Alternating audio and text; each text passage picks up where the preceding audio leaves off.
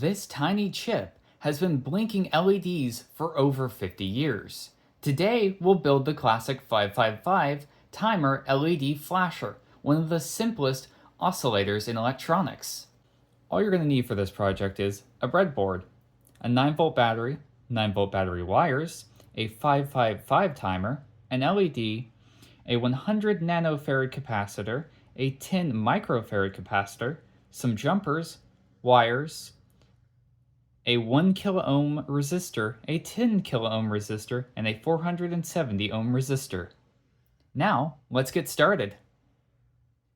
First, let's clear off the board.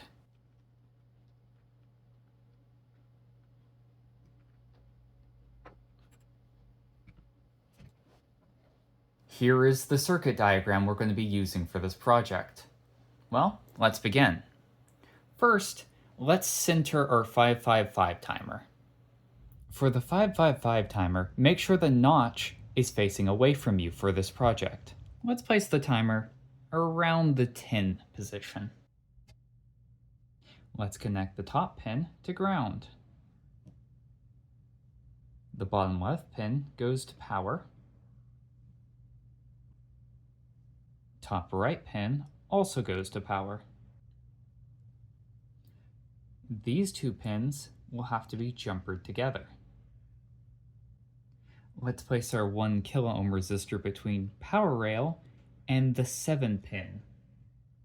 Let's take our 10 kilo ohm resistor and place it between pins 7 and 6. It gets a little crowded, so just try your best to get it in between there without the metals touching. Next, let's take our 10 microfarad capacitor and go between pin 6 and ground. Remember, the negative side of the electrolytic capacitor must go into the ground side.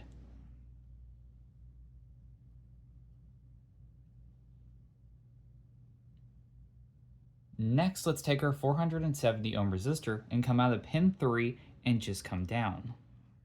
This is going to go into our LED. Next, the LED. You can use any color you want. I'm going to go with green. We'll come out of the longer leg or the positive leg and meet up with the resistor. We'll then take the shorter leg and connect it to ground.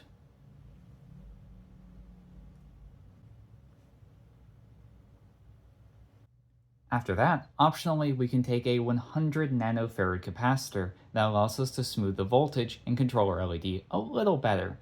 We'll take that between pins 5 and ground.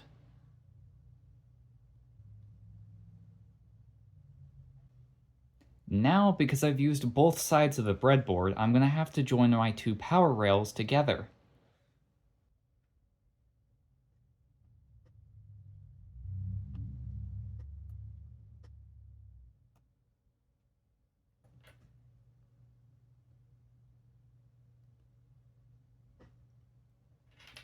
Now with our two power rails connected together, we can take our 9-volt connector and add it to either side. Now to connect our battery.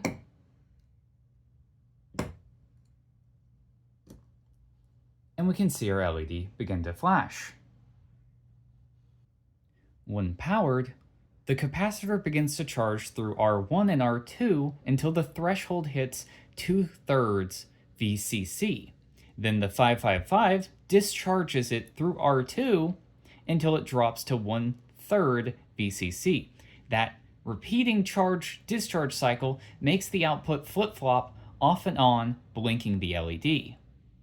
However, we can slow the blinking by increasing R2 or the capacitor.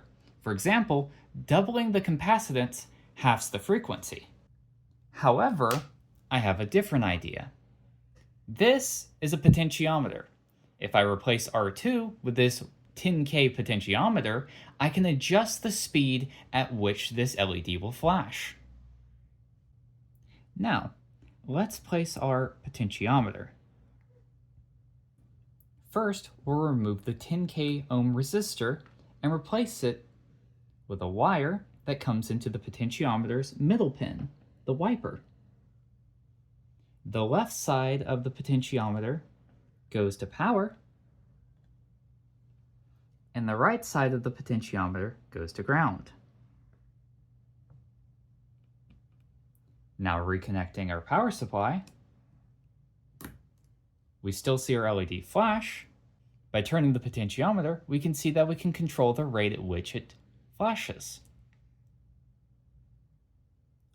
Off, quick flashes, all the way to constantly on. With this, we have now built an adjustable flasher. Stay tuned, I have even more fun projects using the 555 timer coming soon. Subscribe if you want to see more. Thanks!